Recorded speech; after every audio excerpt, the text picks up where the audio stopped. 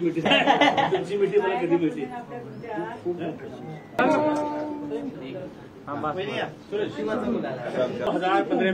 2015 मध्ये ज्यावेळी स्वप्नील राष्ट्रीय गेम्स मॅच जिंकली त्यावेळी साहेब त्या ठिकाणी त्या सत्राला होते आणि ते फोटो आजही साहेबांच्या जवळ आहेत आणि त्यावेळी अशीच मला मिठी मारली होती आणि आजही साहेबांनी मिठी मारलेली आहे. धन्यवाद. आजी दिसू देत साहेब समोर.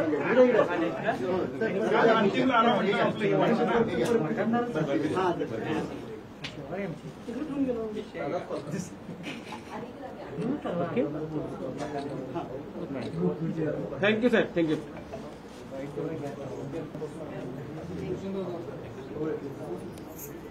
आजचा दिवस तमाम राधानगरीकरांच्यासाठी अत्यंत अभिमानाचा, आनंदाचा आणि ऊर भरून येणार आहे. जगाच्या नकाशावर राधानगरीच्या कर्तृत्वाचा सुगंध पसरवण्याचं अत्यंत महत्वपूर्ण आणि आम्हा सगळ्यांना अभिमान वाटेल अशा पद्धतीचं काम आमच्या स्वप्नीलने केलंय.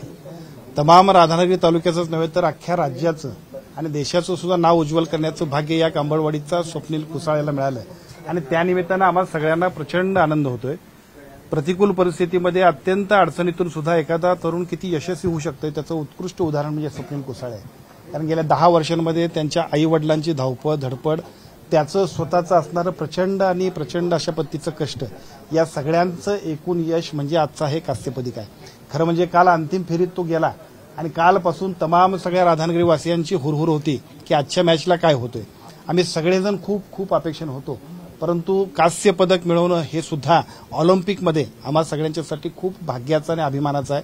यापूर्वी कोल्हापूरच्या खाशाबा जाधवांनी कुस्तीमध्ये पदक मिळवलं होतं, त्यानंतरचा संपूर्ण दुष्काळ आज आमच्या स्वप्नीलनं पूर्ण केलाय आणि निश्चितपणाने हे नवीन पिढीसाठी आम्हा सगळ्यांच्यासाठी प्रेरणादायक आहे.